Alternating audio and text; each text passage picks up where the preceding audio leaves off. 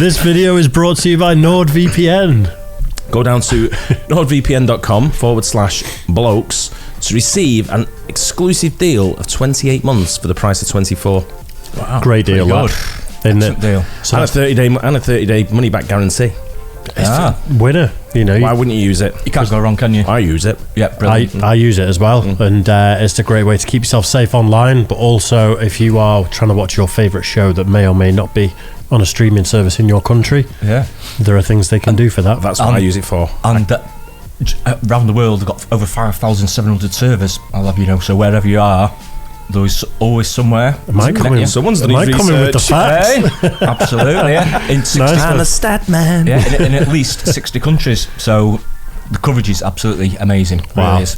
Yeah, so link will be in the description as well. But don't forget that is nordvpn.com/blokes for your exclusive deal of 4 extra free months on top of Get down there. An amazing deal anyway. It's well worth the money without that. Absolutely, yeah. nordvpn.com/blokes. Cheers, guys. Cheers.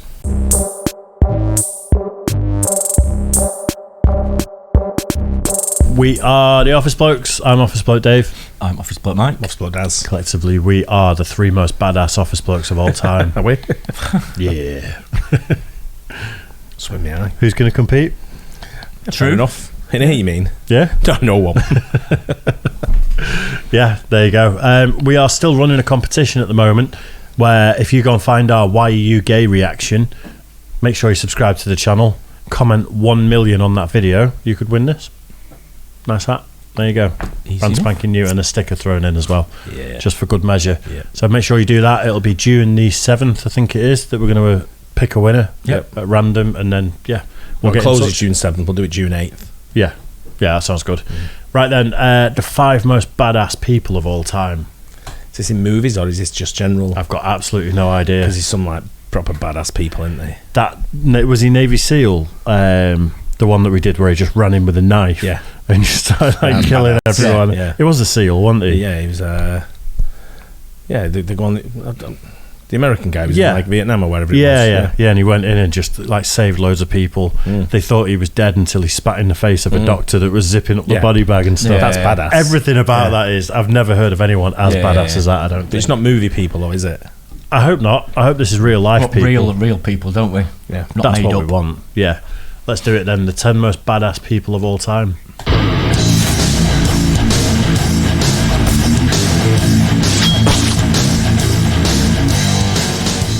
Hugh Glass was a 19th century American frontiersman, famous for exploring the watershed of the upper Missouri River. What gained him the status of a national hero is an endeavor he made as a fur trapper in 1823, when he famously survived a brutal bear attack. While scouting for food along the Grand River. Is that who the movie's based on? With Leonardo DiCaprio. Yeah, Revenant. That's what he's a trapper, isn't he? And he gets attacked by a bear. I've heard this name though before, Hugh Glass. It just seems familiar to me as well. I've heard Hugh Jass.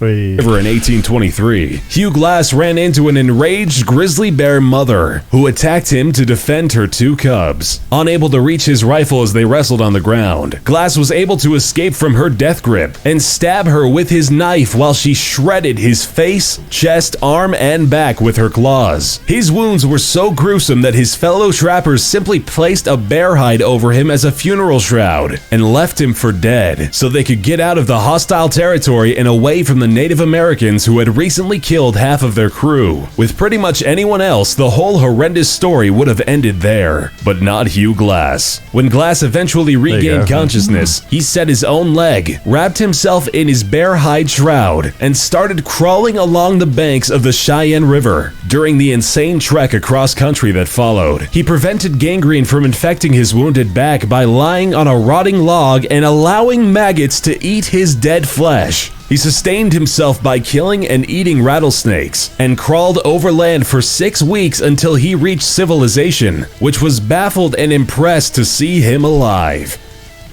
Julian Doesn't get much more badass than that, does it? He's number 5. I was going to say there's people above that. 6 weeks of crawling when you... in that much of a bad way and just killing rattlesnakes and I've never eating seen them. that film either, so It's great. is it? It's I well started, to it, go. started it, and then something happened, and I had to turn it off. Yeah, it's a bit of an epic one. You've got to be Yeah. in it for the long haul. Yeah. I think it's nearly 3 It's 3 hours. hours long, isn't isn't it? I mean, has he done anything bad? Nope. Everything he does, he seems Yep. to be good, doesn't it? I agree. His choice of movies is unbelievable. 100%. He's one of the best actors out Yep. there, isn't he? Yeah.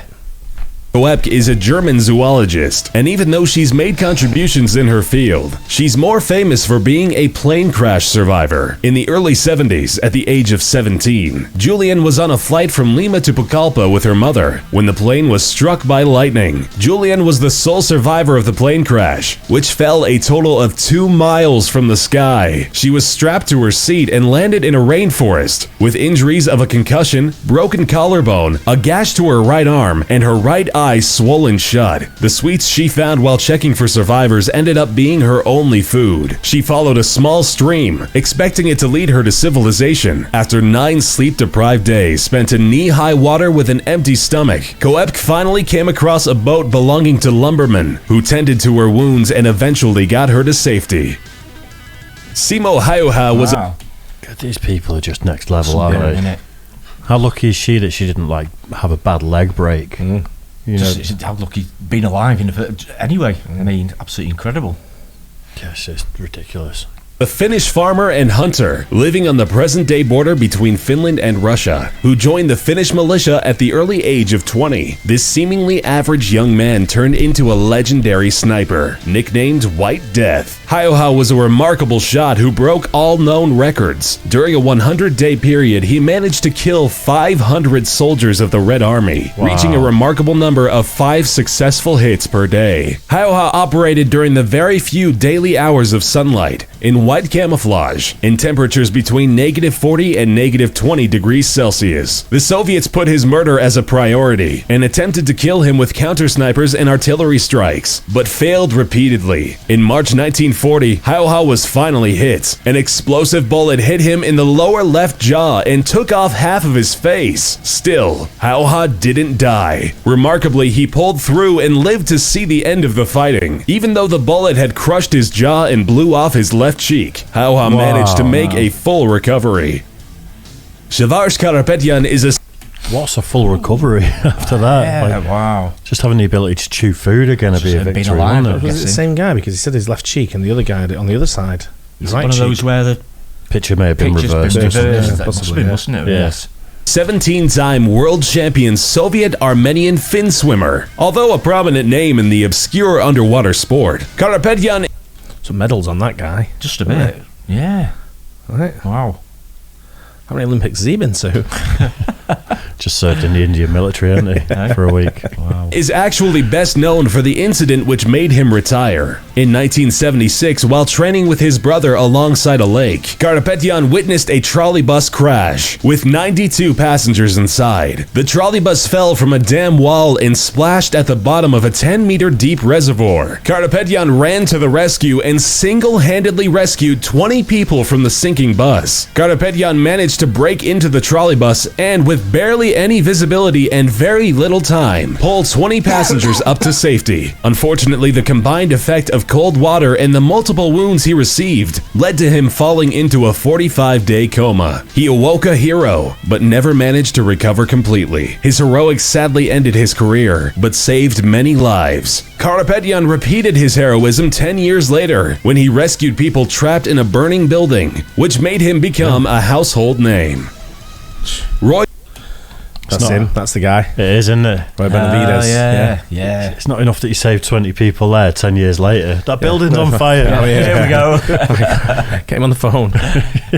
Benavides was a former member of the United States Army Special Forces who was awarded the Medal of Honor for his actions in Vietnam. He is best known for surviving the impossible. He went to save his comrades who were outnumbered. The helicopter couldn't land because of the intense small arms fire, so he jumped from the hovering helicopter around 30 to 50 feet in the air. He then had to run 75 meters to his comrades, where he was shot in the leg, face, and head on the way. Once he got there, he started rescuing his squad mates, and while he was doing so, got shot in the gut and took a grenade to the back. After all of this, he was miraculously still mobile and still going. Roy then found out the helicopter he previously jumped from had crashed, so he went and rescued the wounded pilot from the wreckage and proceeded to call in airstrikes and call for another rescue attempt. He was shot in the thigh a couple more times, and on his trip to the backup rescue chopper, he was beaten and stabbed by an enemy, who he then killed in hand-to-hand combat. Once he finally made it back to the chopper, he then allowed his comrades to pull him in. When they arrived back to the base, he was pronounced dead and put into a body bag. As they were zipping up the body bag, he had only the strength to spit to let them know he was still alive. He survived these wounds and received the Medal of Honor. Wow. 100%.